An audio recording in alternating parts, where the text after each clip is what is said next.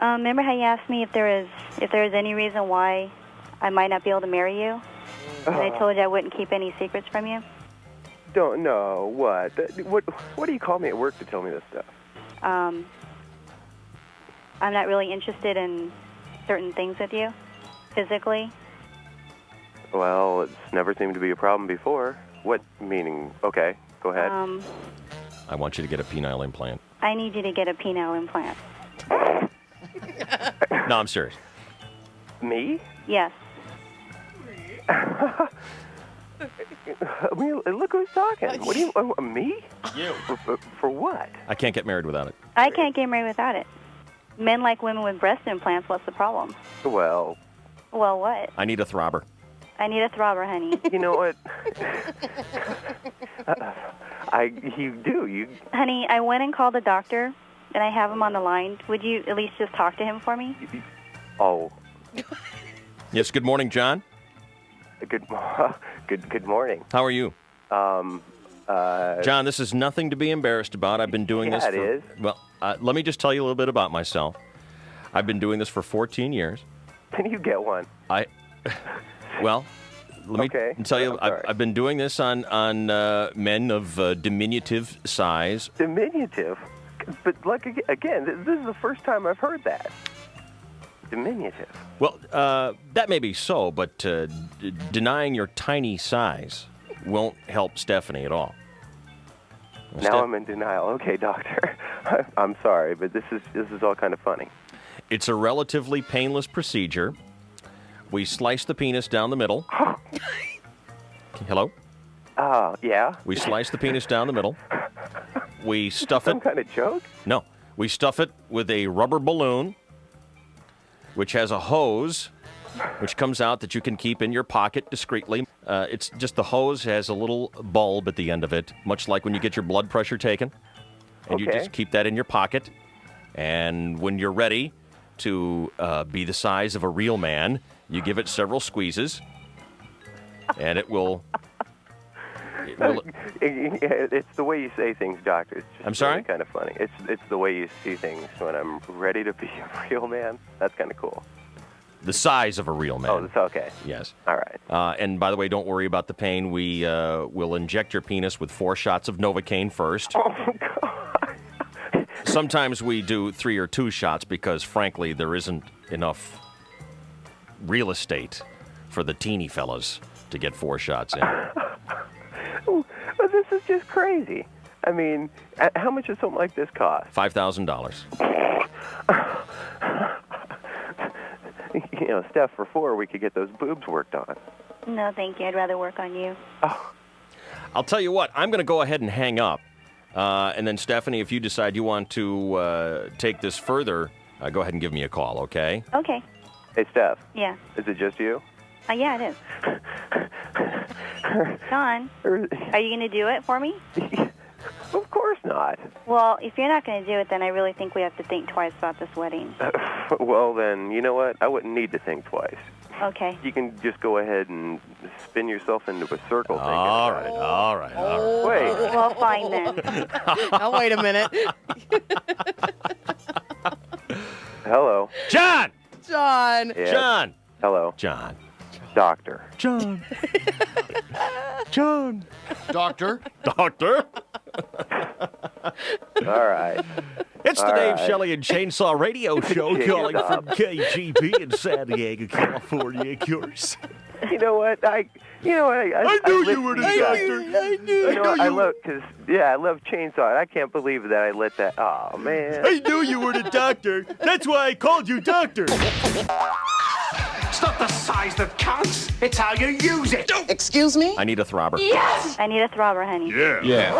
I'm a doctor. I knew you were the doctor. If you really want to scare, check out his underwear. So the plumbing's not perfect. A little care, a little imagination, and it's gonna be great. Dr. Howard, Dr. Fine, Dr. Howard. Dave Shelley and Chainsaw. Before we bring out our headline act here at the Giggle and Gristle, the management has asked me to remind you the big clam infection seems to be licked And the chef has prepared them tonight in a festering milky cream sauce, so eat 'em up! All right.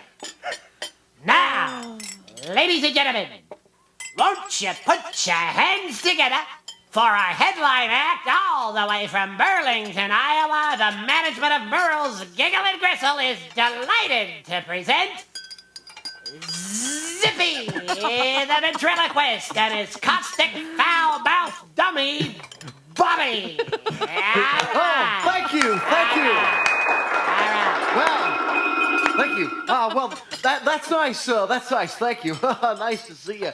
Where are you from? Okay, super. Well, hey, well, Bobby, it sure is nice to be here in downtown Ramona, huh? Yeah, right. Hey, Zippy, what does a Polak bride get on her wedding night that's long and hard? Oh, gee, Bobby, I don't know. A new last name.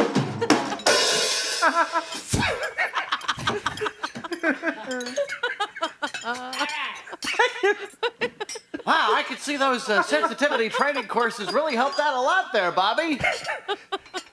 Hey, Zippy, do you know what it says in front of all the... Bobby the mannequin overcome with emotion. You know what it says in front of all the Polak urinals? No, gee, Bobby, I sure don't. Please don't eat the big white mints. Thank you. Oh, Bobby, you're such a little character. Hey, Zippy, did you hear what the Polak said when he walked into the bar with a handful of dog crap? No. What did he say? He said, "Wow, look at what I almost stepped in." Thank you. Hey, all right, I've had just about enough out of you, you smart-mouthed little creep. I happen to be Polish. And even I enjoy a Polish joke from time to time, but you've crossed the line here tonight. Oh, please, sir, don't be offended. They're just jokes, and we don't... Hey, you stay out of this, Zippy. This is between me and that little guy on your knee. Hey, Mr. Polak. Watch it there, shorty. How do you keep a Polak in suspense? I don't know. How? Thank you. Hey, have you heard in America, they say it's 9 o'clock. Do you know where your kids are? In Russia, they say it's 9 o'clock. Do you know where your husband is? In France, they say it's 9 o'clock. Do you know where your wife is? But in Poland, they say it's 9 o'clock. Do you know what time it is? Thank you. Yeah, all right. But what about that suspense joke? What's the punchline? Well, sir, the verbal assault and insults continued for well over an hour until finally Zippy folded an anxious and still wisecracking Bobby into his box. Okay, Bobby, here we go. Back into the box. Back into the box for another night. Okay, Zippy, but before I go, did you hear they had to close the Polish National Library? No, Bobby, I sure didn't. Now listen, in you go here. Yeah, someone stole the book!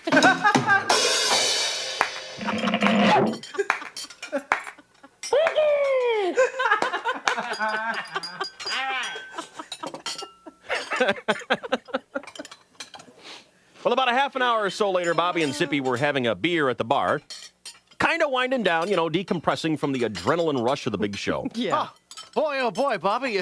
Hey, you sure were funny tonight, little guy. Thanks, Zippy! Hey, I think I'll go drain the lizard. What were you waiting for? Want to take your hand out of my ass first? Oh, sorry. And so little Bobby toddled off to the men's room, and it was then that Zippy noticed the large, muscle-bound Polish fellow who'd been offended by the jokes. He got up and followed Bobby into the men's room. Uh-oh, I sure hope there won't be any trouble. Gee whiz, Bobby made that fella awfully mad tonight. But within a minute or two, Bobby returned and hopped back up on Zippy's hand. Woo! Hey, hold your cocktail with your other hand from now on, will ya? Oh, gosh, Bobby, I was sure worried about you, little fella. I noticed that big Polish fellow who didn't like your jokes followed you right there into the men's room. I thought maybe he'd start something. Oh, yeah, he did. I was just standing there draining some sap when he when he comes in and pulls a razor on me. A razor? Are you all right? Oh, yeah. Fortunately for me, there was no place for him to plug it in. Woo!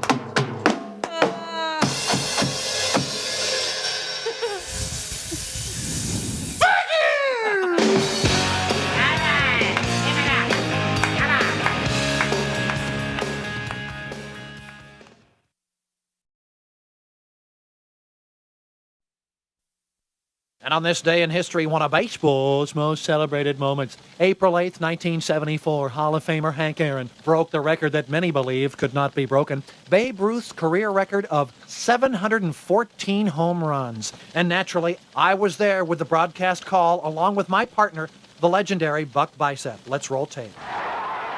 Henry Aaron at the plate now. Everybody making a big deal about him possibly breaking Babe Ruth's record, Buck. But frankly, I don't see what the fuss is about. Well, I guess they figure it's a milestone, Cookie, a landmark or something. Yeah, well, my father never missed a day at the lumber mill for 28 years, and nobody gave him a parade. So pardon me if I don't get too excited about it. I mean, don't get me wrong, Henry's a nice guy and a great player, but it's a kid's game after all. Come on. All right, here's the pitch to Henry.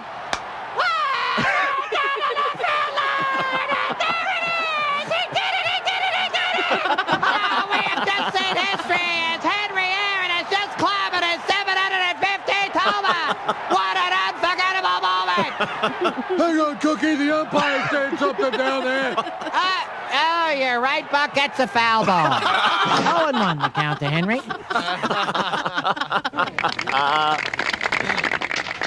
Then, of course, 2 pitches later, Aaron hit the homer. Wow.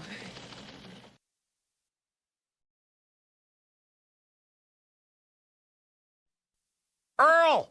Yeah, my friend. How are you, buddy? I'm doing great. What's going The on? #1 fan right here. Congratulations on the move back to the big 1015 KGB down there. You made the switch. How about the Hogan brothers? Are they with the us? Hogan brothers are with you. Are you kidding me? We made the switch. We bought a new radio, and we welded it into 1015, my friend. You are safe at the muffler shop. Are you at the muffler shop right now? Yeah, you know the muffler shop. Hogan Brothers Muffler Shop. For 27 years, no muff too tough. Jimmy Hogan, Logan Hogan, Eddie Hogan. Oh, yeah, the Hogan brothers. Let me talk to Jimmy. They're in the can right now. All 3 of them. We got a 3-holder back there. All 3. You are a troublemaker down there. Let me talk to Logan Hogan. Huh? Let me talk to Logan Hogan. You want to talk to Logan Hogan? Give him a holler. Tell him he's got a phone call. Logan, you got a phone call. I can't talk to him right now.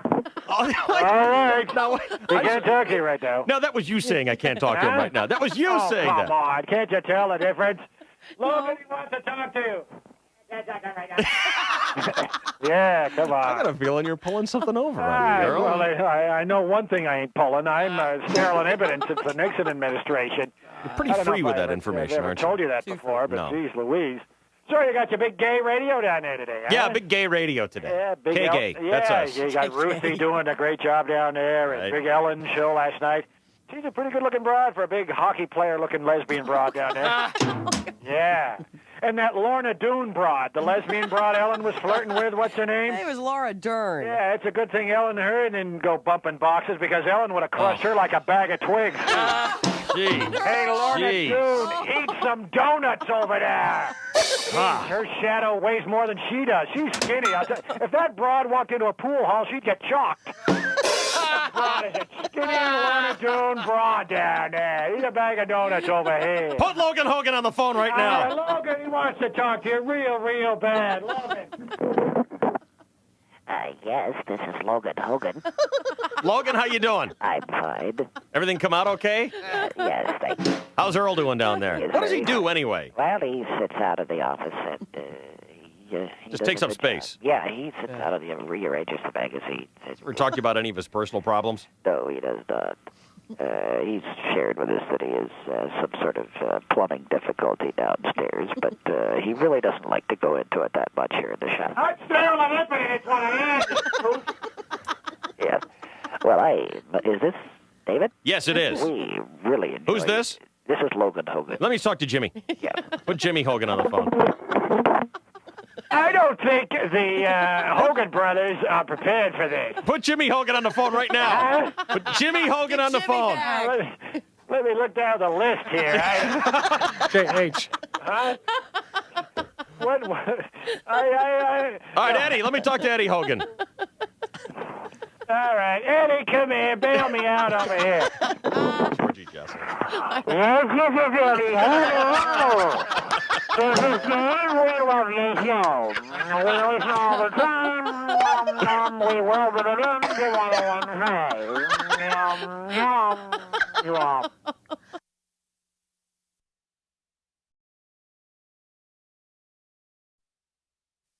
Good morning, John. Good morning, David. Most embarrassing thing your mom ever did to you? She laughs in like Arnold Horshack with big, great gasping breaths kind of in between, of total silence. Oh, we've got to call her.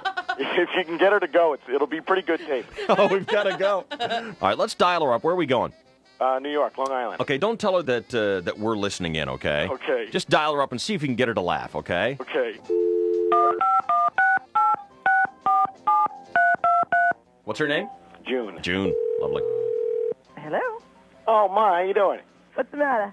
Nothing. I wanted to call and tell you a funny story. Oh, okay. So this morning I'm hanging There once out. was a man from Nantucket.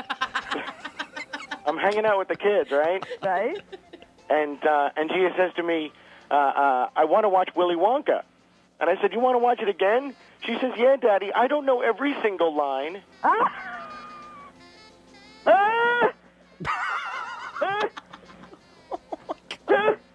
Is that great or what, Ma? Oh, God, that's great. Keep going, John. That's Marvelous. I got to hear more, John. He just kills me every day. The other day we're playing on the bed, right? Tino's crawling around, and he starts to get close to the edge, and she grabs him, and she says, no, if you fall off the bed, you bang your head and your brains will spill all over the place. I tell you, you're really in trouble. You're going to be getting it back. My God, John, you're absolutely right. Beautiful. You're absolutely right, John. Can we all talk to her now, Yeah. Dave? Good morning, June. Good morning. How are you? I'm great. How are you? June. Yes. I have a question for you. Yes. We're doing a little contest here with John, okay? Right. It's very simple. He has a lot of prizes that he can win if you give the right answer. Uh-oh. Are you ready? Yeah. We asked John, what's the most embarrassing thing your mom ever did? Yeah. He gave us an answer. God, I don't know. All right, I'll give you a clue. There. Yeah.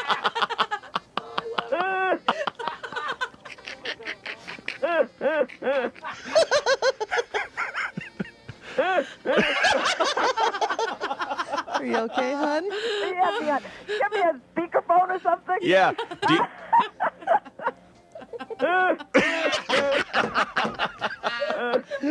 June, have you figured out what the answer is? Yeah, my laugh. Yes, Yeah! David, I gotta tell you, it's simply a source of endearment now. It's not really embarrassing. No, it's just cute. not. It's just cute. It's adorable. And now, after almost 40 years of marriage, if you meet my father, as soon as you hear my mother laugh in front of him, the first words out of his mouth will be, of course, you know, I didn't know about that laugh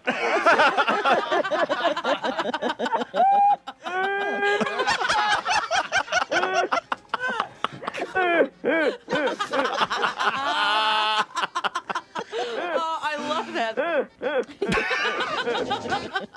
She still doesn't quite get what's going on, Dave. What? We've been on the radio here in San Diego. What radio? KGB in San Diego. All right, listen now.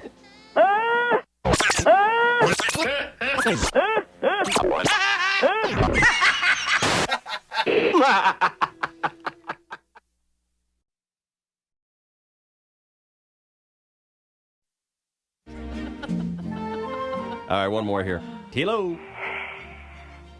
Hello. Oh, God bless it. Hello. You got the wrong number. Hello. This is your Aunt Edna calling from Lawrence Welk Village up in North County.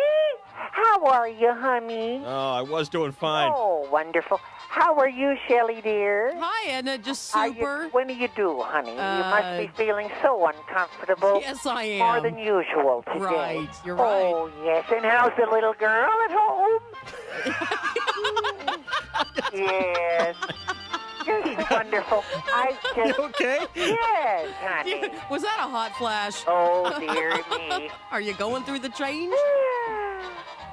You know, honey, Adele Heimlich once handed Merle her underwear at dinner just the other night, which incidentally put 3 cotton farms in Mississippi out of business just to sew together. She's a large woman, Kinda big. you know.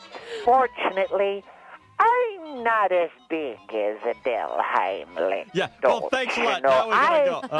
I've still got my girlish figure. Oh, girlish. Yes. Ghoulish. So the other night at dinner, I got a little frisky, don't you know? Keep it to yourself. Just don't, Cat food again? Just keep it to yourself. So, Oh, no. I reached down and yanked out my Depends and handed them over to your Uncle Chester right there at the dinner table, don't you know? Jeez, why do you do this to me? Oh, Oh, God, you hate me so much. Get off the phone. I love you, honey.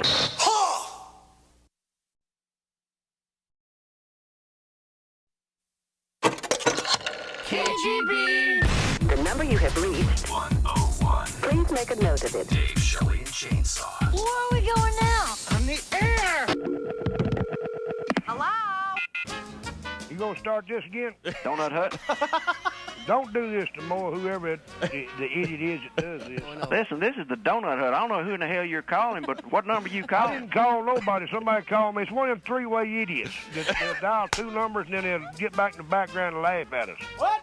Well, this has happened about 4 or 5 times this morning. You located in Tennessee? No, I'm in Shreveport, Louisiana. Well, I'm in Bartlett, Tennessee. Bartlett, Tennessee. Well, the idiot that's doing all this calling, I ain't no telling where he's at. Boner. There he is.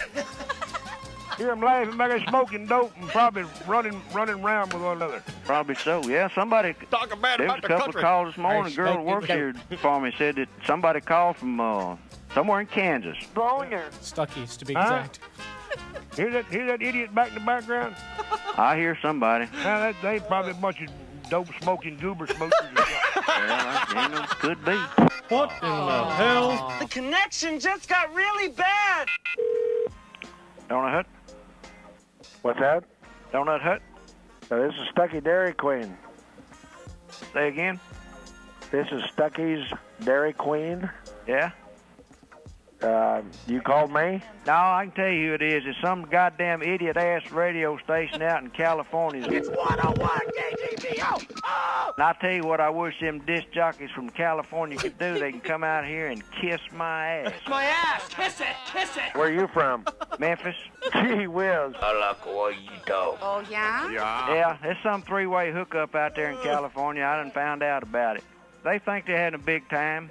They're listening to what we're saying. Hey, that's good. Boner. I'm going to give them an earful. Whose ass do I kiss? My ass. Kiss it. I'm trying to use the phone. Hello? Hello? Yes, Dothan Beauty and Barber. Who? Dothan Beauty and Barber. This is the barber shop. Yes, ma'am. Well, why you... I mean... Oh, well, our phone rang and I just answered it. Well, ours rang too and we just answered it. Hello? Hello? Somebody's calling hello in the background. Hello, this is Floyd. Floyd's barbershop in Mayberry. Hello? Did you hear that? Yeah.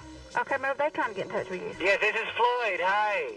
Well, what number are you calling from? I'm calling from Mayberry. This is Floyd the barber. Who's calling? You called me. Barney, I guess. You called me? Ooh, Barney? You want to talk to Barney? Barney, they want to talk to. This is Barney 5. Who's that? Pick up the phone and listen to this. Who is that? He's playing a practical joke. This is Barney 5. Who authorized this call? Oh, yes. Is this Dave? Is this some kind of radio prank?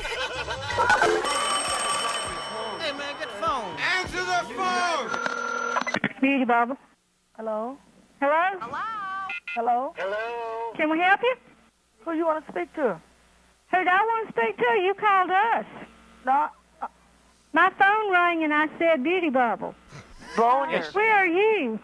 This is John Barbecue. Where? This is a restaurant. Where is it? What town? Bother. This is Tuscaloosa, Alabama. About a quarter mile off Route 17. Alabama! Greenbow, Alabama. Alabama, sir. Hello? Hello? Boner. Where are you? I guess that's your son on the other line. This phone rung too. Who did you want to talk to? Boner. Who? Bother. I think the phones are messed up. Don't use the phone, okay? Somebody else is on the line. Go ahead. Boner. Huh? What? Well, I'm hanging mine up. Boner. Boner? Where you at? Boner. Boner where? Dave, Shelley, and Chainsaw. Hello? Hello? Can we help you? Boner. You called us. You know, I don't want to be all judgmental, but this is sick. It's sick and wrong. Yeah, that's a good one. Some goddamn idiot-ass radio station out in California. Yeah, and I got a pretty good idea who you are, too. Dave, Shelley, and Chainsaw. A bunch of California people out there need to be dead. Who's your daddy? Mr. Smith. Thanks for calling. All right, Dan. I gotta go now. Call you later. Bye.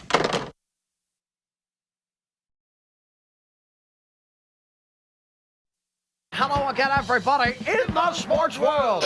Yesterday at the Coliseum, the Padres and Reds were locked in a 4-4 tie in the bottom of the 10th when the legendary Arky Sinfrocco came up to the plate with Derek Lee at second. And as usual, I was there along with my broadcast partner, Buck Bicep, with the broadcast call. All right, winning run at second base. A base hit right now from Arky Sinfrocco will win the game. You gotta figure he'll choke Buck Bicep after all. He's filling in for Ken Caminiti. The pressure will make him whiff. What kind of name is Arky Sinfrocco anyway? I think it's Irish or Polish or Italian or one of them, Cookie. Ah, whatever. Arky Schmarky. Hurry up and get out so a real batter can give it a try. All right, here's the pitch. Race it to center! Here comes the winning run! Padres win! Padres win! It is over! It is all over! Arky Sinfrocco, the Italian stallion, has done it again! He saved the day! He's incredible!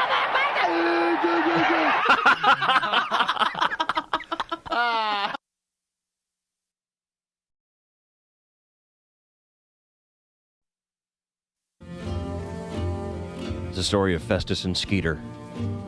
Festus and Skeeter, who'd been up in the hills prospecting for gold pretty near 25 years now, with not so much as a nugget to show for their efforts. And now, down to just a couple of sluicing pans and their trusted mule Eeyore, they were facing a pretty serious situation. In fact, it'd been 3 days since their last meal, and the fellers were on the brink of starvation. Oh, And as they looked at each other, they knew that there was only one thing to do. Skeeter. Oh, Festus. Not that. no. What? Food. Oh, my God. Food. Oh, God. I'm talking food here. Well, Skeeter, I reckon that their narrator feller is right. Yeah, We have to put our tinkling body pleasures aside and concentrate on getting us a hot meal. Yeah, I reckon you're right there, Festus. Just how do you expect to get us a hot meal? The two stood looking at each other with their donkeys standing between them. Their luscious, lip-smacking, delicious-looking donkey. Oh no. We can't eat Eeyore. Well, I'd rather eat my own leg than eat poor Eeyore here. Yeah, okay. Makes me no never mind. Said Festus, sharpening his knife. Oh, so which one do you want me to take off? Your right or your left leg? Hell no, just wait a minute here. Hold on. Maybe a nice tasted donkey fricassee would hit the spot. And so, sadly, the boys agreed to shoot poor Eeyore and then feast on his roasted flesh. Yeah. Eeyore took that kind of hard. Yeah. Not to mention poor Skeeter. Poor Eeyore. I done raised him from a pup, I did. I'll never forget how he used to keep me company that summer when my pa died from the fever. Why, if it wasn't for Eeyore's gentle spirit and soothing comfort, I don't know how I'd get through that. Hey, Festus, what are you doing? I'm loading my 12 gauge. What does it look like? Here, moron, use my pistol. You pump a load of 12 gauge into this animal, we'll be scraping donkey face off of our clothes for a week. Besides, the brains makes for the yummiest gravy. Yeah, okay, Skeeter, whatever you say. Ready? The two looked at the donkey and prepared for the grisly task. 1, 2. Wait! Hold on a minute. I gotta do something. And with that, Skeeter scrambled down underneath the donkey's belly, and for some reason grabbed firmly a hold of his donkey. Flugelhorn. And right then, right there under the donkey, started furiously yanking away. Hey, Skeeter. Hey, Skeeter, boy. Yeah, there we go. Hey, lubrication. hey, what are you doing down there? Never mind that. You just get ready. And when I say shoot, you blast him. Come on now. Yeah, that's right. Shut up and get ready. Almost there. Come on now. Oh, that feels good, don't it? Almost ready. Come on. Hang on a second now. Now! Now! Shoot him now! Shoot him now!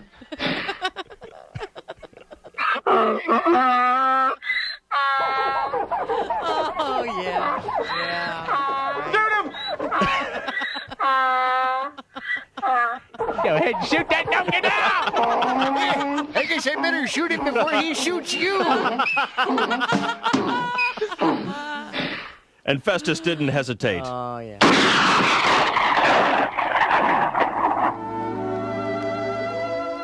The donkey dropped like a sack of dead donkeys. Thanks for lightening the blow. But by the happy look on the donkey face and the monstrous throbber he sported, Oh, golly. it was apparent that the donkey died a mighty happy donkey. And as Skeeter scrambled to his feet, Festus patted him on the back in consolation and offered, Skeeter, boy, that was the right kindly thing you did. Giving that donkey a good old yank job before we got and killed him. He died happy, he did. But Skeeter corrected his friend. I wasn't trying to do him a favor. He said, pointing at the dead donkey throbber. I was just trying to get us an extra 3 pounds of meat. Yeah. That's what it was. Little astro glide up. Get you going, man.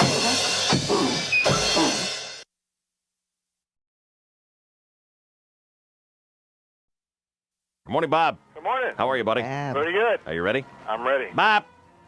Bob. Bob. What's up, douche? Need some of your mom's underwear, Bob. What's mom's name, Bob? Irma. Irma. Irma's boy, Bob. Bob. Bob. Bob. You ready? Yeah, I think so. All right, here we go.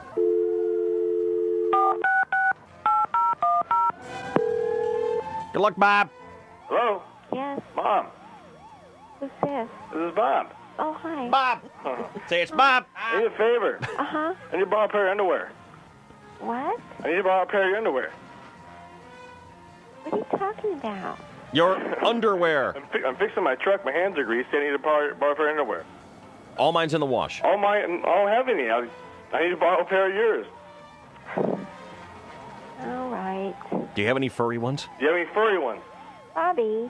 What? Bob. What are you doing? Do you have any furry ones, Mommy? No furry ones? Mommy. Huh? Do you have any furry ones? Bobby. Mommy. What are you doing? I need your underwear. I need a pair of your underwear. Bob, quit messing around. Bob. I'm not. I'm serious. My hands are greasy. I can't get my truck all dirty. Come on, Mommy. Come on, Mommy. Who is this? Bobby. Bob. What do you mean you want to borrow some underwear? Tell her I'm all out of underwear. I'm all out of underwear. I need 20 years. God damn it, Bobby. What?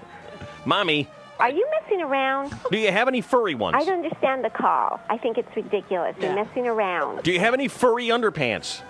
Aren't you?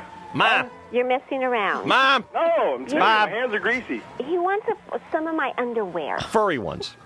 It doesn't make sense. Say furry. Furry. I need furry ones. I don't have a furry underwear. How about lacy? How about lacy ones? I only have cotton. How about crotchless, Well, Ma? then come over and get it.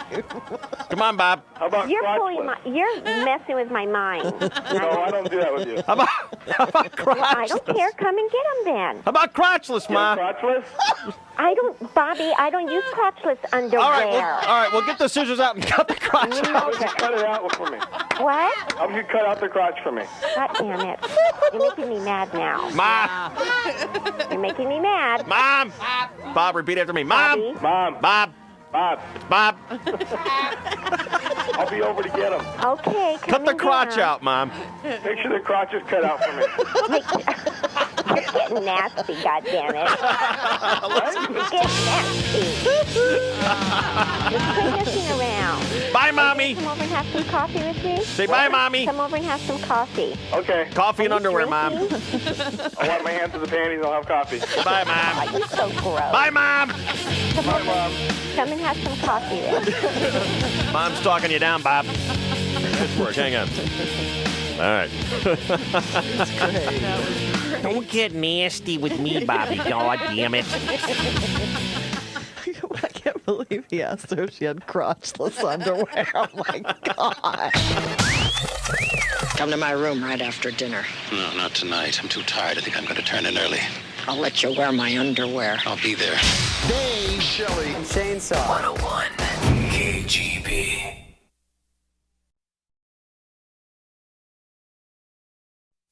I wanted to give you a chance to tell me what it is specifically about our radio program that you've found so distasteful. Well, I think basically that card says it well. I think Catholics, I don't think you would do this to Jews or other minority groups. Or would it make you feel better if we did? Yeah, it would. Okay. That'd be fine. Do it to all these other people, Negroes, especially the people that have will maybe rise up and burn the town down. Now you include the Negroes and you would prefer that we would everybody do everybody. Did you hear today's show? No. Missed today's show. Okay. Have you ever listened? No, I haven't. So you think I'm a hate monger? You're dismayed. You write all these hateful things about me and the people who work with me here, even though you've never ever heard our show. Now, do you think that's absolutely trust the church? Let me help you to something, sir. Since you've never listened to the show yet choose to critique it. It's not about Catholicism. It has nothing to do with the Catholic Church. The Catholic Church has never once been mentioned on this show, except for the times when the Catholic Church starts hate mail campaigns against us. You're a double-talking liar. Well, you're an ignoramus. You are a double-talking liar. No, you are, but what am I? You are a double-talking liar. Can I ask you something? You are a double-talking liar. You gutless scum. The last words from Jesus on the cross. You are double-talking liar. Gutless, Man, would you like some tickets to go see Boston? That you're on this phone call that you're gutless scum and double-talking liar. How did we prove that? I have told you, and I won't repeat it again. I won't be. I bet you will. People listen, they hear it in, they think they're going to twist this. You're gutless scum, double-talking liar. Now, you said you wouldn't do that again. I will go out of my way now. You sure you don't want those Boston tickets? Well, no, I don't want anything from you people at all. If you had $1 million, I wouldn't want it. Well, God bless you, Mr. Liggett. Okay, same to you. I know you mean that. I do. God bless you, you double-talking scumbag liar. Really? That's exactly, that's the closing. A mixed message. That's in the Bible that way. Right, exactly. God bless you, you double-talking liar. Right. Yeah. Gutless scum. See you later. That is the love. I'm dizzy. If you want to be healed, put one hand on your radio. Dave, Shelley, and Chainsaw. Double-talking liars. What? You gutless scum. A sphincter says, what? Double-talking liar. What we're dealing with here is a complete lack of respect for Dave, Shelley, and Chainsaw. Holy hypotheses. And now, more of God's chosen radio show. Dave, Shelley, and Chainsaw. Not listening is a sin. That means HE double hockey sticks. 101 KGB.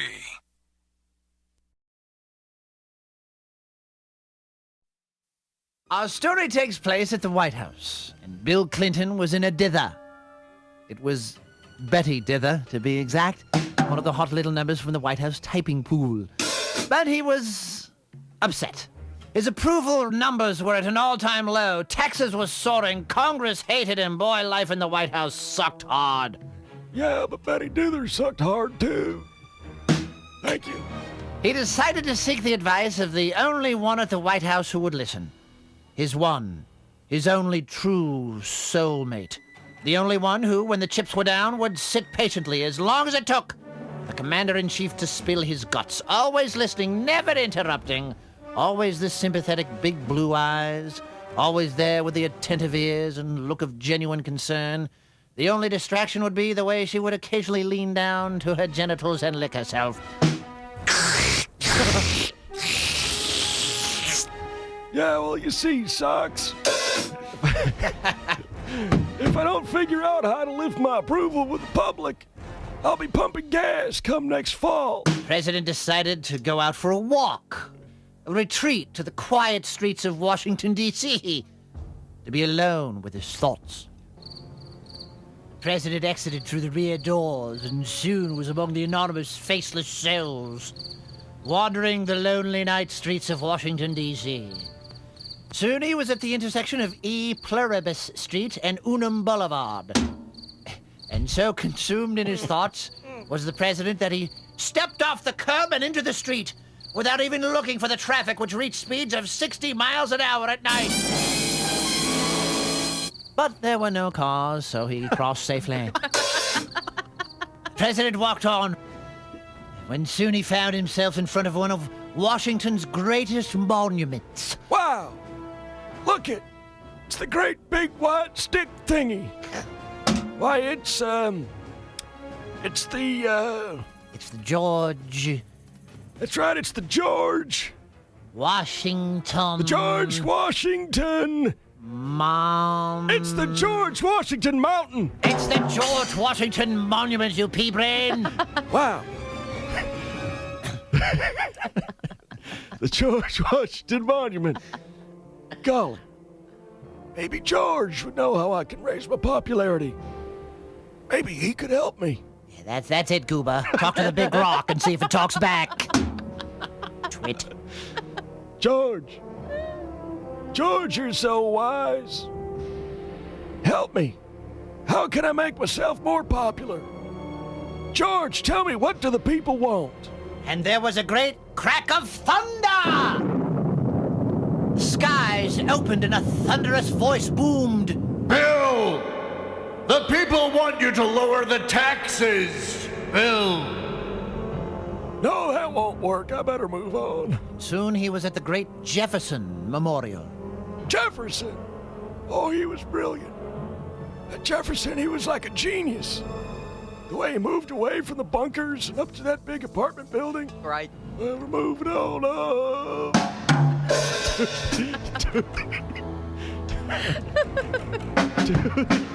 You get the gag. Go ahead, Wheezy. To the side. Thomas Jefferson, you chump. It's his fourth, I believe. He's the second president of the United States. Sorry. Third, I don't know. Third, whatever. Architect of the Declaration of Independence, whatever. And one of the greatest men who ever led this country. Oh, well, how about it, Tom? People hate me. My popularity's in the crapper. Tell me, Tom, what do the people want? Bill! The great voice boomed. Bill! The people! They want you to lower the taxes! No, they'd hate that. There's one thing I know, is that the people don't want lower taxes. Shoot.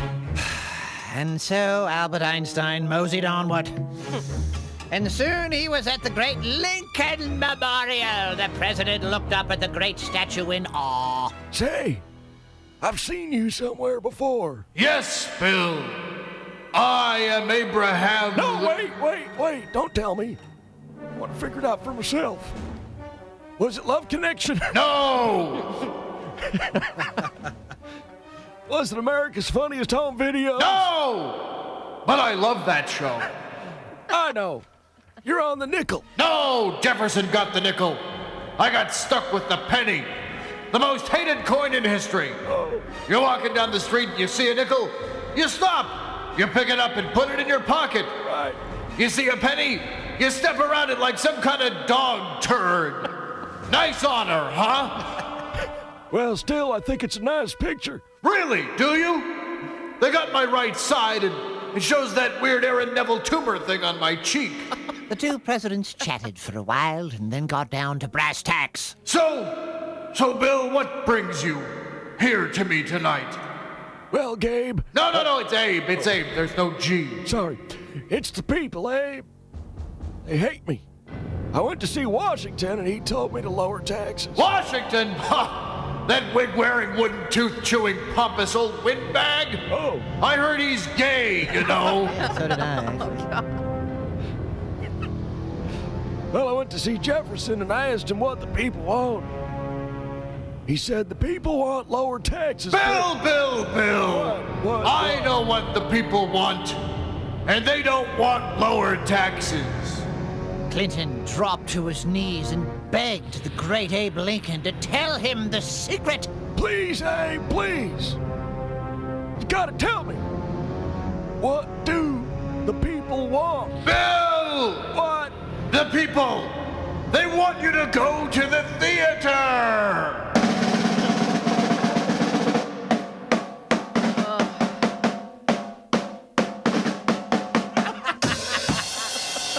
Very patriotic of you. I wish we had a fife here in the studio. Oh, wait a minute.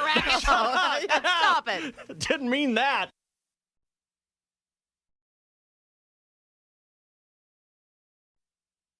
Dave Shelley and Chainsaw, we've been asking you to tell us the saddest story from Thanksgiving. We do this, it's an annual tradition now. Yep.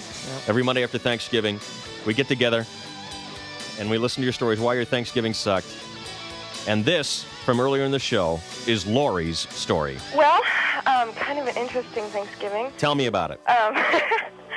My grandfather quite often knocks out and falls asleep. Just falls right asleep. So we're having our Thanksgiving day, and you know how you go in from one room to the other celebrating things. So we went out into the backyard and we were talking, and my grandpa was left inside, so my dad tells me to go get him. So I wheel him out. And then we came into the living room, and then my dad told me to wheel him out, so I wheeled him out. And then we wanted to watch family videos, so we went into the TV room, and my dad asked me to wheel my grandpa in there in case he wakes up. Did you wake him up at any time? No. All right. Just wheeling sleepy grandpa around, huh? Wheeling sleepy grandpa around. Right. So dinner's ready, and we're setting the table, and my mom asked me to wheel him to the table, so I wheel him to the table. Asleep? Asleep. Come on, wake him up. Well, you know, it's not nice to wake him up, but my mom was planning on waking him up before we started eating anything. Sure. Give him a plate. Hey, Grandpa, welcome back. Well, he can't eat solid food anymore because he's got some denture problems. So my mom made him some turkey soup, and he had this big old bowl of soup in front of him. Right. And we were about to start the toast. So my dad starts nudging him to wake him up. And he just falls over, face flat in the soup. Oh. And we realized he was dead then. Oh, God. Jesus.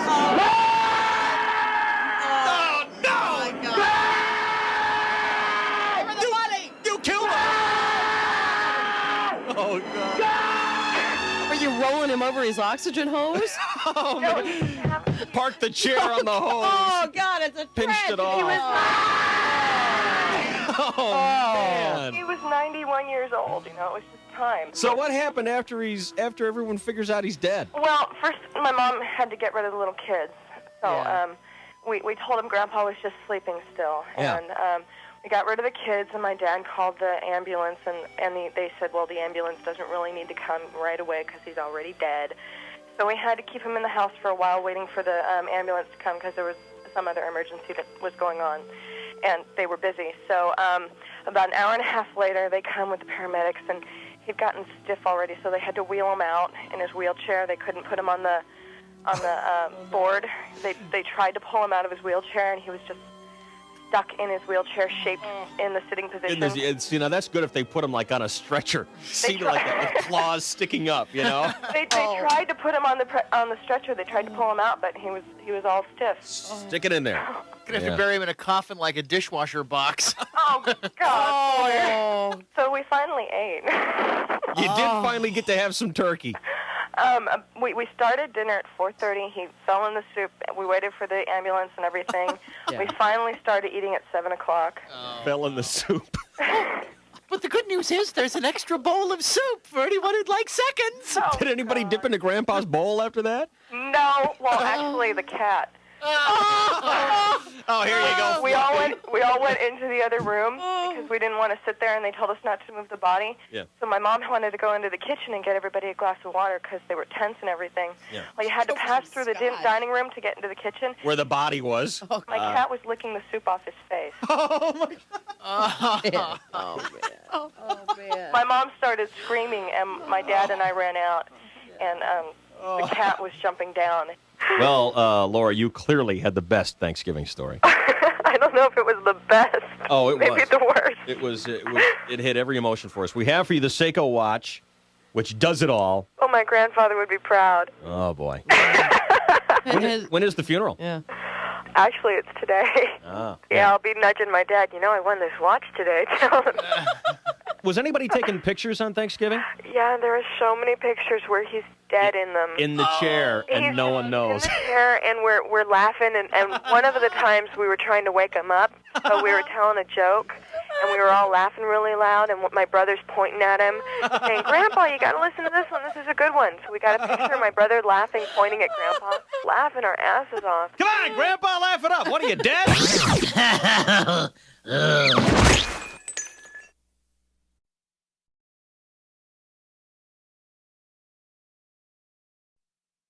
In the second inning against the Marlins yesterday, Wally Joyner was on third base, and new Padre catcher Mandy Romero was on first. Romero stole second, and Joyner stole home. Everybody was safe. The Padres jumpstart what turned out to be a 10-2 victory. Joyner stole home, one of the rare, exciting treats in baseball. You don't see that too often. Not at all, and I was there with my broadcast partner, Hall of Famer Buck Bicep. So I walk up to him and I say, "Hello, Mr. Trebek. I've watched Jeopardy for years now. I love the show, except when you speak French, you know. You know how he does that, Buck? Hawkins and Fracco the batter, Mandy Romero on first, Wally Joyner on third. No score, second inning. So Trebek looks at me and says, well, he's just trying to educate people, you know. And I say, yeah, but Alex, the category was 60s television shows. Who cares if Lorne Green's second wife was named Guinevere? You're just throwing it in there so you can show off your French accent. Throw to second, Joyner steals home, everybody safe, 1-0 Padres. So then Alex turns on his heels and walks off like some kind of Canadian big shot, like there is such a thing. 1-2 the count to Sinfracco. You know, always one of the staples of baseball play-by-play to weave in the action while telling a fascinating story. Anecdotal. Wow. Yeah.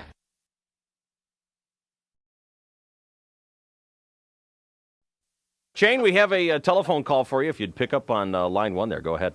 I'm calling from Wyckoff, New Jersey. I'm looking for Sir Winston St. Clair. NBC sportscaster Bob Costas on the phone. Hero of the American people and good chum of the Chainsaw here to wish you a happy birthday, Chain. Bobby, how are you, son? Chainsaw, my mentor, my guiding light.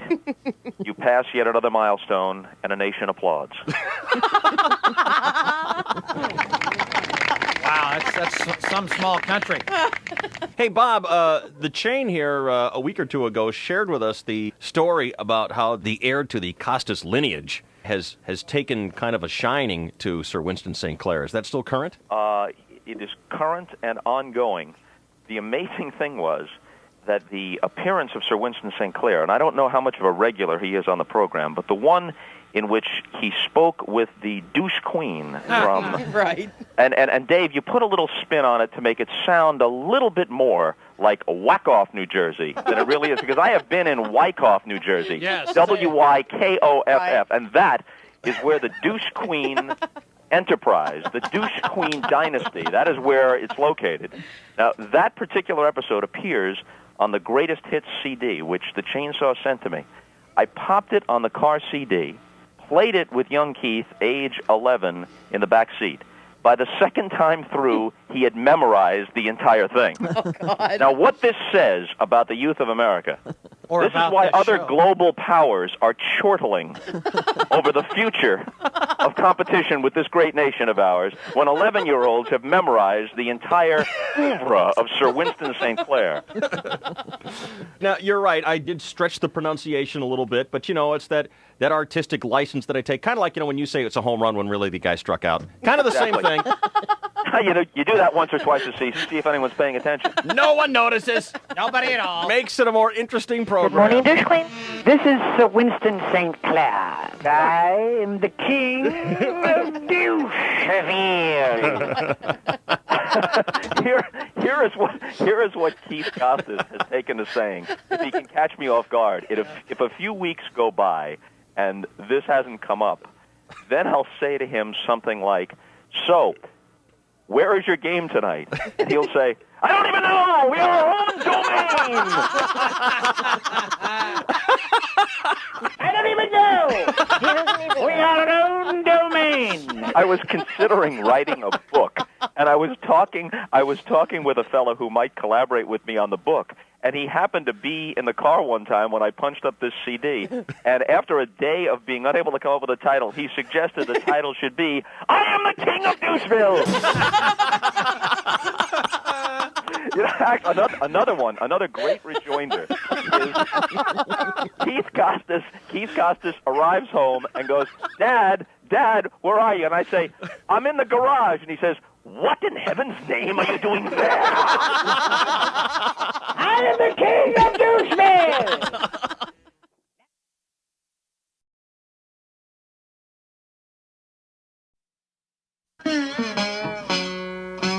Gomer, Floyd, and Barney were all driving through the rural back roads of Mayberry County one day when quite unexpectedly, the engine gave out on them. Now, Gomer got out, and after several minutes of fidgeting and tinkering, the group decided to walk on up the road before it got dark. Well, sir, it wasn't long before it was quite evident that our friends were lost. Floyd and Gomer were visibly disturbed by their predicament, and it was fortunate indeed for them both that they were accompanied by seasoned lawman Bernard P. Fife, who laughed in the face of danger, scoffed at the threat of menace, and snickered at the very hint of trouble. We're all gonna die out here! Oh, God, we're doomed! Doomed, I tell you! Oh, Mommy! The display sickened Floyd and Gomer, and Floyd remarked, "Oh, geez, look, Goob. He wet his pants again." Hey, looky up there, you guys. And sure enough, just at the top of the road was an old farmhouse, and there was a light in the window. Boy, oh boy, I'll bet there's a nice dinner cooking on the stove. Yeah, and I'll bet there's a cozy, comfy bed we could sleep in. Ooh, and I just hope there's a hot farmer's daughter I can bang. Ooh, yes. Ooh. And so the three walked right up, rang the bell, and after a moment or two, a scraggy-faced, shabbily dressed old man toting a shotgun answered the door. Well. What do we have here? Looks like three men stuck out in the middle of nowhere. Looking for some help, am I right? Well, as a matter of fact, that is right. Probably hoping I got some hot dinner and a place to sleep, too, am I right? Well, we were kind of hoping to partake of your hospitality. And probably hoping I got some luscious daughter you can try to take advantage of, too. Right? Ooh, how big are Hooters, old McDonald's? I think that'd be big old globules. Ooh, I like the globules. The old farmer opened the door and invited the three in, yet he never lowered his shotgun. He laid plates of beans before the three and explained the house rules. You fellas can share the upstairs guest room and use the facilities all you like. But if I catch any of you scallywags in my daughter's bedroom, I'll blow your heads clean off! Understand? The men shook their heads eagerly, gulped their dinners, and headed immediately upstairs to bed. Well, about a half hour later, Floyd popped up on one elbow and said, "Did you get a look at the gnarly babe this guy's got for a daughter? I tell you, this chick shreds." Now, don't you go getting any crazy ideas, Floyd. We got to keep our distance. Screw that noise, Father Flanagan. I'm going to get me some poontang. Ooh, it's a poontang. Oh, a poontang. And with a splash of brute from his overnight case, Floyd was off for his romantic rendezvous with the farmer's daughter. Well, about a half an hour later, Floyd had wrapped things up and was tiptoeing his way back to the guest room when, darn the luck, he hit a squeaky floorboard. What? What the hell was that? It better not be any of you three stooges messing around with my daughter. Who's up there? And quick-thinking Floyd froze in his tracks, but yelled back, Yes. It's meow. Meow. Meow. Meow. Ooh. It's just a cat. Oh, well. It fooled the old farmer downstairs, and Floyd returned to his friends with tales of his romantic conquest. Ooh, and lips. Oh, what a knobber. Ooh, that chicken sucked the chrome off a trailer hinges. Why, I haven't been gobbled up like that since I spiked Aunt B's Metamucil with white lightning. Oh, yes. Oh. God. Well, the temptation was too great, so Gomer snuck out to get him some too. About a half an hour later, he too, while sneaking back to the room, hit that same squeaky floorboard. Butch! What's that? I got my shotgun right here! Who's that up there? But Gomer remembered Floyd's trick, and remaining very still, he yelled out, Meow! It's just the cat again. Yeah, woke me up out of that great dead baby dream. Let's see, where was I now?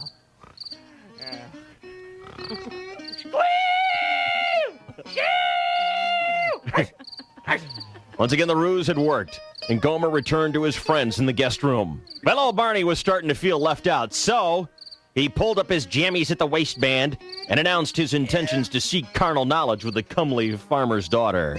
I'm gonna take that filly to new heights of passion, boys. Yep, a little old game of Find the Bullet with Deputy Barney Fife. Fife snuck off to the farmer's daughter, and within 45 seconds was on his way back. But as fate would have it, what do you think he did? Oh, he probably found that squeaky board. He did. Yeah. Oh, no. Butch! What the hell? Who is that up there? And Fife, remembering the trick that Floyd and Gomer had used before him, froze in his tracks and yelled down, It's me, the cat! Yeah.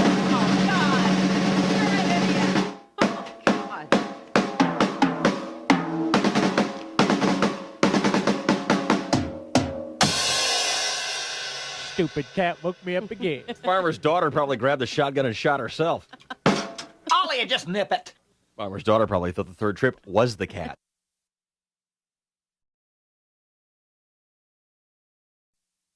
I would imagine most folks know that I was stuck with the radio name of Kramer the Music Maker, and you heard about the idiot that I had to work with there for 6 months. I think most people agree that that's the most painful thing that could happen to a great guy like me.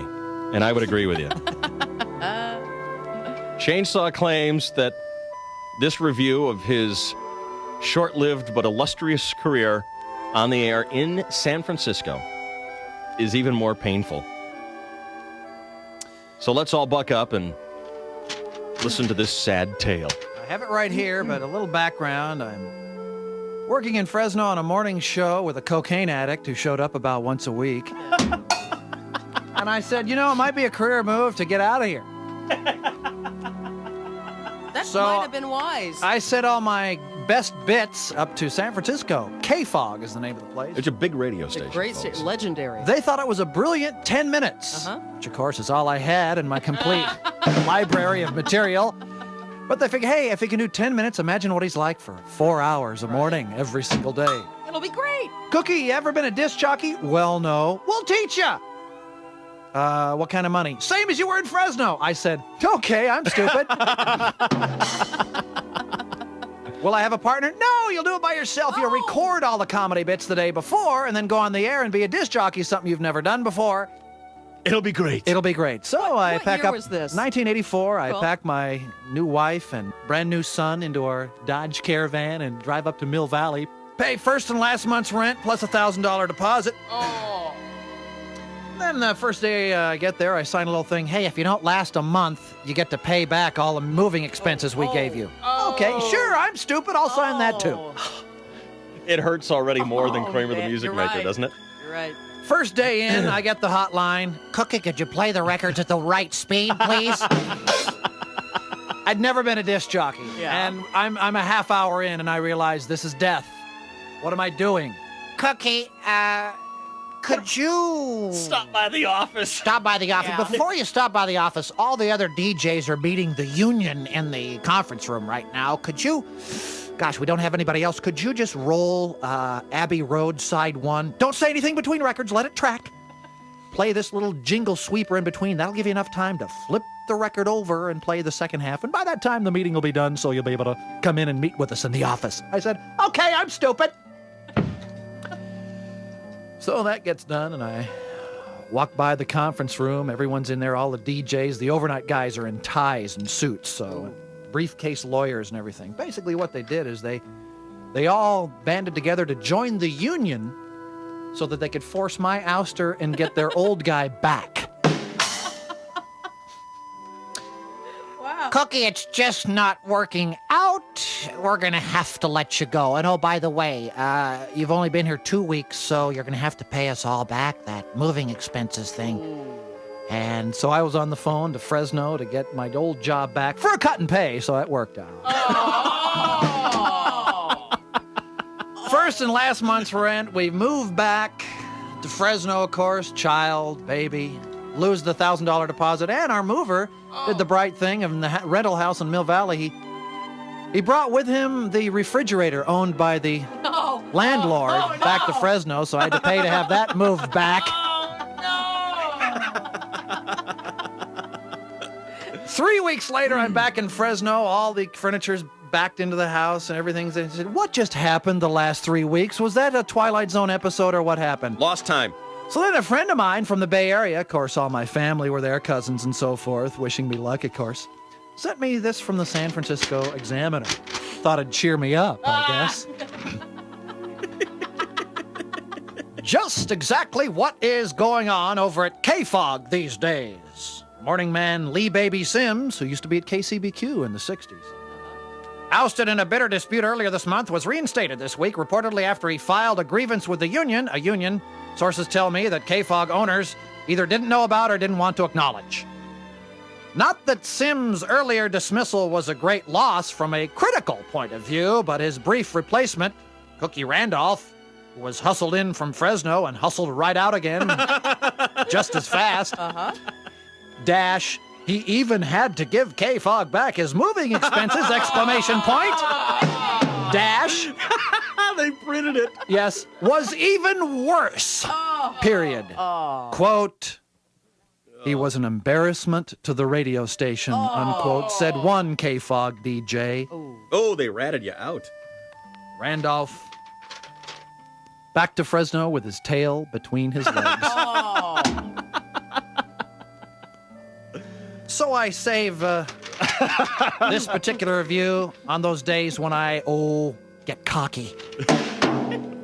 Keeps you humble. Oh, man. You can keep your Kramer the music maker. In fact, I'd rather have had that. You just kicked my ass, man. Hey, that which does not destroy you makes you stronger. Oh, my.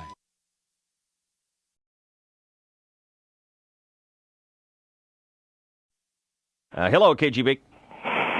Hello? Hi, hello. This is your Aunt Edna from Lawrence Village up in North County. Hi. Hi, how are you? I'm fine. What's happening? I'll never forget the dildo I gave your mother. Oh, God. Will you quit talking about my mother? When your father went into the service? Yeah. And your mother got my money's worth on that thing. In fact, it was the plug-in kind, don't you know? And one hot summer night, she caused the great Illinois power outage of 1957. Lasted 10 days, don't you know? Oh, God. Because of the power outage, instead of watching television, hundreds of thousands of young married couples throughout Illinois made whoopee during the power outage, and an estimated 10,000 babies were born 9 months later, all thanks to your mother's dildo. But then after that, she was afraid to plug it in, so she... Really? She was a very clever girl, your mother. She had a fleet of gerbils power it by spin wheels, but when your father, Reese, got home, suddenly those gerbils started to mysteriously disappear. Oh, your mother tried everything after that. Steam power, gasoline-powered generators. She was insatiable, David, honey. We were worried. We finally intervened and got her some psychological help when she started taking skydiving lessons and rented that plane to fly over the Washington Monument. Your mother was quite a piece of work before she invented the demure Mother Teresa masquerade. I've had about as much as I am going to take of your lies and your insanity, old woman. I just thought I'd share my little dildo story about your mother while you were on the subject. All right, dear? Thank you, honey. Kiss the girls. I'll do it, honey. Thanks for your call. Bye. Get out!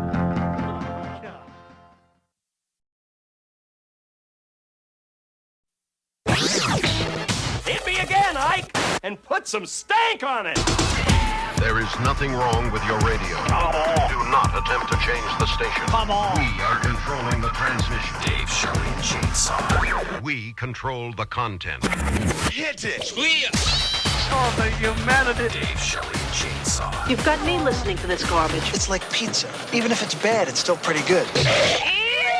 It tastes good. Dinner, dinner, dinner, dinner. We control the content. Ladies and gentlemen, put your hands together. The Giggle and Gristle is delighted to present Dave, Shelley, and the Chainsaw. Thank you, Jesus. Thank you, Jesus. My God, what's going on here? Come on, Grandpa, laugh it up. What are you, dead? Who did this? Dave, Shelley, and Chainsaw. Nothing but double Talking liars. What? You gutless scum. What? Evil is good. What? Who do these guys think they are? You know damn well who. Dave, Shelley, and Chainsaw. How about if I just kick your ass? Ass is good. What? How y'all think y'all got here? If it wasn't for ass, you wouldn't be here. Oh my God. Oh, yeah. Dave, Shelley, and Chainsaw. We control the content. Shut your big yapper. It's our show. Come on, squeal. Yes! We can do anything we want because this is Worth the risk. Dave, Shelley, and Chainsaw. Mornings. These cats are shakier than Katharine Hepburn's head in a helicopter. 101 KGB.